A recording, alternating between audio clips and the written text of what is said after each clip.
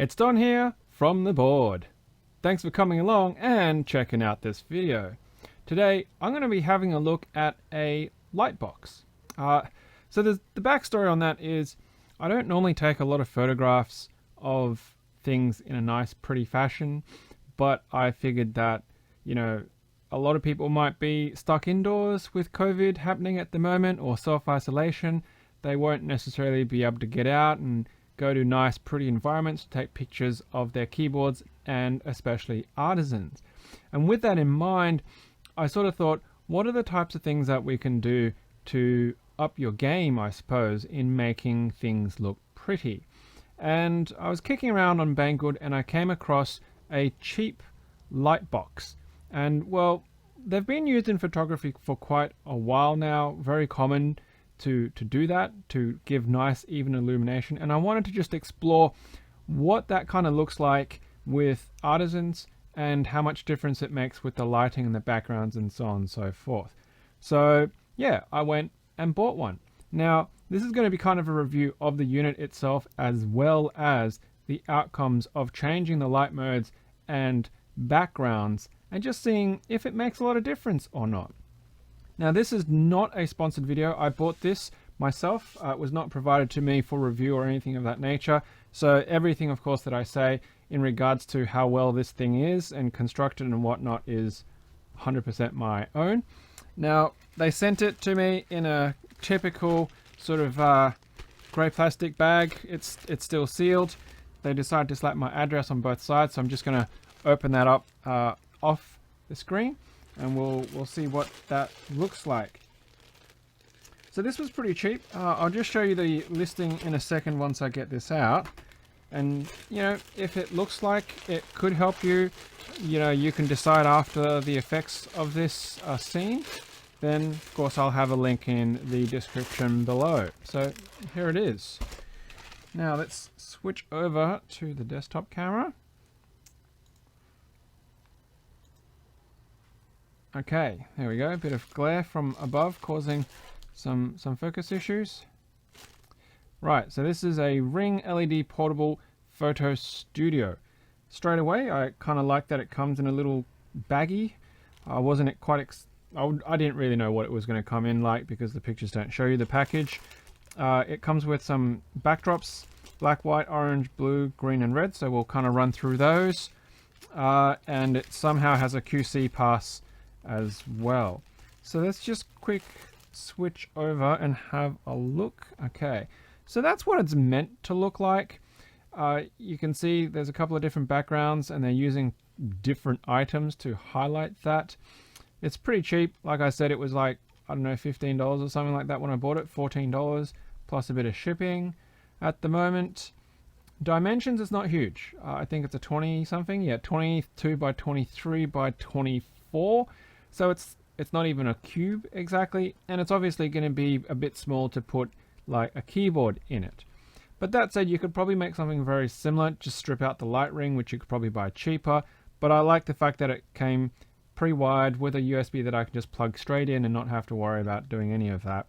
But it's big enough that you can put an artisan in, maybe a macro pad or something like that. And if you pair it up with something like the turntable that you would have seen a review for, I did a while back as well, I might use that, then it gives you quite a lot of versatile options. So it's meant to have a light ring, 24 elements or something like that, powers off USB and has a little controller, and you can kind of see what it's doing there with those different light effects.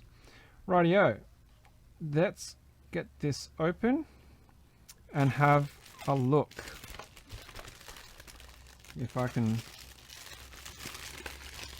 there we go, it's over here. It's decent size, I must say. Okay, it's got a drawstring, so bag quality is alright for carrying. The ever struggle of my camera at the moment. There we go.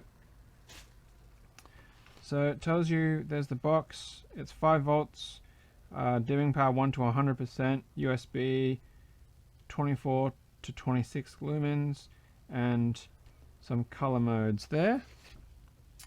Here are the backgrounds. Okay. So, look at that.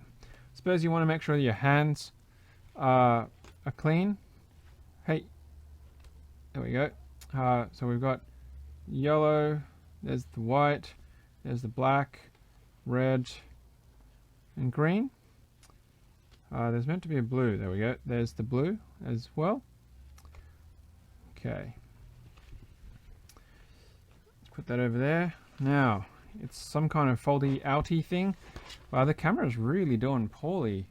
Let me just have a look at the settings, what I can do.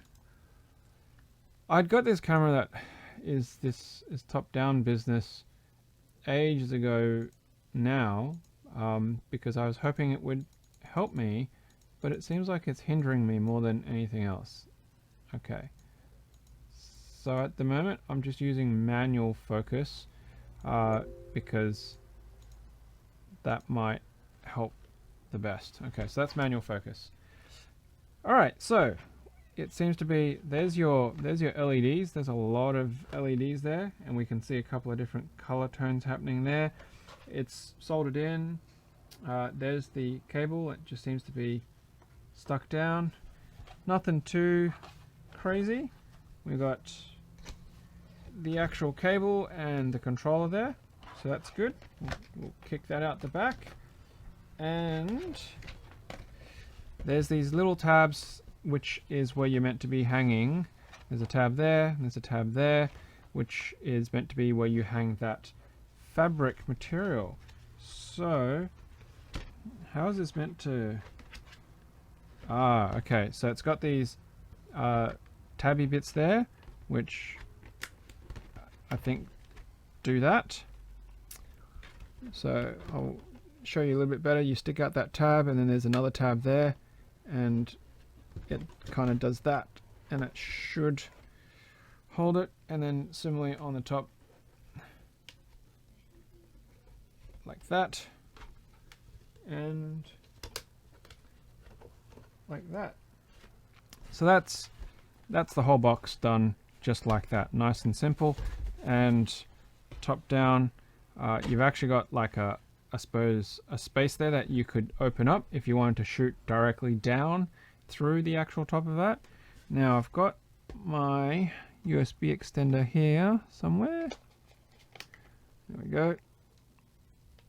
Okay, so we've got a blue glow indicator on off, and we have power. Rightio, so there it is. Let's change the light mode. We've got cool light, warm light, and then both on, which gives you sort of that medium tone in between. And then light intensity, that's the lowest it's going to go. And oh boy, that gets really, really bright. Let's go to the lowest and count how many it goes up. So that's 0, 1, 2, 3, 4, 5, 6, 7, 8, 9, 9. So okay, so it's 10 stops all together. Now if I turn it off, will it remember where it was last? When it's off, and it does. It remembers while it's still plugged in. So make sure you have some sunglasses available. Okay, so it works pretty well. It's pretty simple.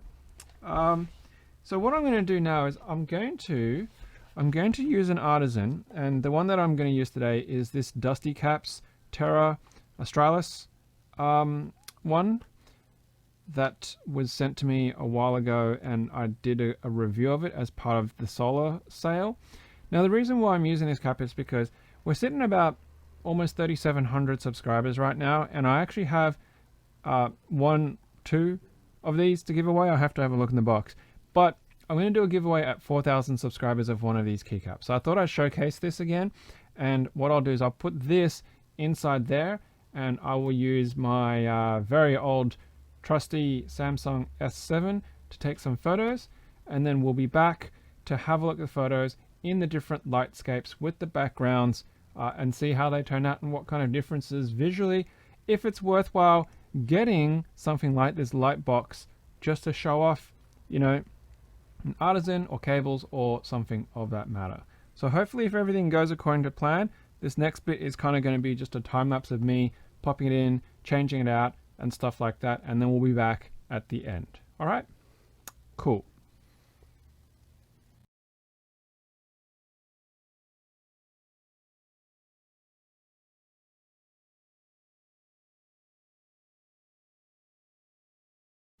Okay, so we are back. That was relatively quick, so hopefully that little time lapse wasn't too boring because you didn't get to see very much at all.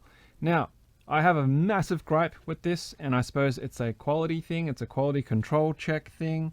The fact that they have this slip of whatever, or the outside of the packet actually said that it had been QC'd, is just a straight up blatant lie. Now the reason why is because each one of these strips of color has these holes, right? And they're meant to go into a tab like this. And what I discovered was that they can't go into the tab because the other hole doesn't line up. They've all been mispunched. So the actual hole is off by about almost a centimeter in the wrong direction, and none of them line up and go through that. Now you can fix it. Yes, you can just get a pair of scissors and just snip that out and expand that to the left hand side of one of them, and you're fine, right? But out of the packet, it's not that hard. It's almost like this had actually been designed for a different model, like a smaller box, and they just didn't realize and hadn't actually gone in and changed the spacing of the punch that punches these holes. Or they just figured whoever's going to buy this, like myself, is just going to go, you know what, it's a minor annoyance, it's not that big a deal. The other thing is, it's actually really annoying to try and change it, because to undo these tabs, to lift it up and then put it in and take it out, it's annoying. It's cheap as a set, and I suppose if you're doing a shoot, you're not really expecting to change these backgrounds and these backdrops a lot very quickly. So I can understand why they, you know, didn't make it an easier way of actually setting it up and designing it that way. But that's just something to be aware of. If you plan on changing these backdrops really easily, you need to be aware of that. One thing that I noticed is a lot of these ones have the white backing, and a couple of them have the black backing. So the blue one is black backed as well. So the red one you can see is white backed, but the blue one is black backed. So I do wonder what that would give you result wise differently, because the light being so bright, if you have it at the maximum, penetrating and bouncing off the bottom of this actual plastic shell will give you potentially a different kind of effect. Now, I did shoot in all of those backgrounds, and I did cycle the color modes. The only thing that I left constant was the light intensity, which I left at 5. So I racked it up into the middle, and I used that as a constant just for something to be constant. So let us have a look. So I've taken them, and they're just sitting in my Google Photos, as you can see there. So straight off the bat, it's very noticeable on the different colors. What you can see here is these three are the yellow, these are the whites, the black, blue, red, green, and this is the base plastic. These last three up the top here are actually the plastic shell of this light box itself. Okay, so we can go in and have a look at a little bit closer. That's not very flattering. That one's even worse. That one's not much better. That looks pretty ordinary, just like if you're out somewhere. Not fantastic. That white background, once you get a bit of dust on it, is just going to show up super easily. That wasn't very good either. The black gave it a good texture, but you can see it's quite over saturated from the intensity of the light in the middle. That one focused more on the actual background. That one came out sort of okay-ish. But what's really interesting is none of the black backgrounds look like the black backgrounds from the actual product listing. So what I'm talking about is in this, right? Like, where is it? There's the picture of the Ferrari car that they've got. Yeah, right? Like, it don't look nothing like this. None of them look like this. The woven texture is completely different as a material. So this obviously has post-processing, and I would expect that is quite normal. So if you are going to be using something like this and you're taking pictures, yeah, post-processing. But just the texture of the material alone is different to the listing. Okay, so we're moving into the blues. That's actually quite nice. Now there's a bit of shadowing that's happening down here, but that's just me being a noob using my phone, getting in too close. So that's actually the shadow of the phone getting in the way. That's not so good. The yellow tone, that warm tone, is making the cap look yellowed and aged. And that one's kind of like an in-between. So far, the blue with that cool lighting is winning, I think, out of all of these different versions. Red, I actually quite like that. That's really striking. It contrasts heaps with the blue of the actual keycap itself. That yellow tone, that warm tone, not so good. And that's also pretty bland, but that does make that red really pop. So I think the cool tone is winning again on the red background. Green. So this is what I'm talking about texturally, right? This material is like a mesh fibrous material, whereas the material that they had in the actual listing is like this stuff that's got stippling in it, right? It's processed. The actual background material is completely different. Completely different. Okay. Background's okay. Cap's not really that great. It's very similar, and that just makes it look yellowed. So once again, the yellow warmer tone is not suiting the clear cap at all, whereas that one I think is the mid-tone, whereas this one is the cool tone, because you can see the blues are a lot more accentuated here. And it also almost makes like the rest of the cap, the clear cap, kind of like an ice acrylic type of look. So I guess you just have to be aware that your different color tones will reflect differently off the actual material and what you're trying to achieve and the look that you're going to get. Of course, if you're actually outside in the sun, you know, whether it's overcast, or if it's, you know, like a little bit under shadow, the time of the day, all of those will also change the color tones that your picture is going to have, and then affect the way that you're going to be post-processing it too. Okay, and then this is just the bare plastic of the actual light box here. So that's obviously the warm tone, not doing it much favors.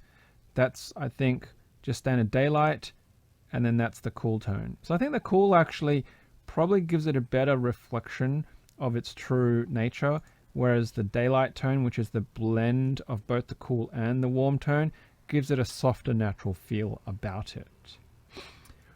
Out of all of these, I say that one. I like that one.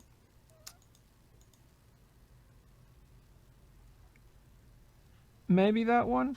I know the focus isn't great, and they're a bit inconsistent in their position, the distance that I was taking the photos from, and things like that. But just as a quick exemplar, you can really see the difference that you're getting out of your light effects and the color tones that you're getting from the keycap. I actually quite like that. You know, the more that I look at it, that icy blue color, I kind of like that. So that's a little bit out of focus, but color tone wise, that's quite nice. I think that one's going to be my winner for the best combination in regards to just this keycap. Okay, so I hope that was a quick example to show you what something like this can do for you or not do for you, depending on what you're trying to achieve. Obviously with different keycaps, with different artisans, or maybe like, you know, a USB cable or something that you want to show off, having a light ring certainly helps. Now you can detach this, you can, you know, open up the top and shoot through the top if you wanted to, so you get a different field of view and you won't get the shadows, because I was actually shooting from the front inwards this way, and the camera, my phone, was casting some shadow there.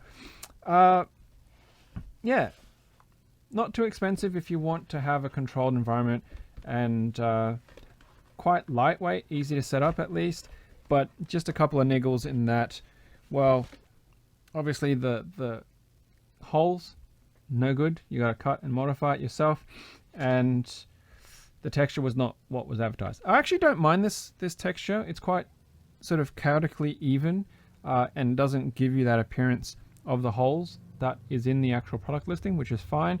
But obviously the black, I was expecting the black on that material to be blacker and darker, even though I knew in my heart of hearts that it would have been post-processed. So there you go. Now, as a reminder, I'm going to be doing a giveaway for the Dusty caps that I have here at 4,000 subscribers. So Google statistics, or YouTube statistics, whatever you want to call it, say that over 90% of all my viewers are actually not subscribed. So if you like keyboard stuff, there's a bit of variation on the kinds of things I do with keyboards here on this channel. Please hit that like button, share button, subscribe button, and help me grow so I can continue to bring more different, unusual food for thought, and of course product reviews and stuff like that, all about mechanical keyboards. Well, that's it. Thanks very much for checking out this video, and as usual, until next time, happy clacking.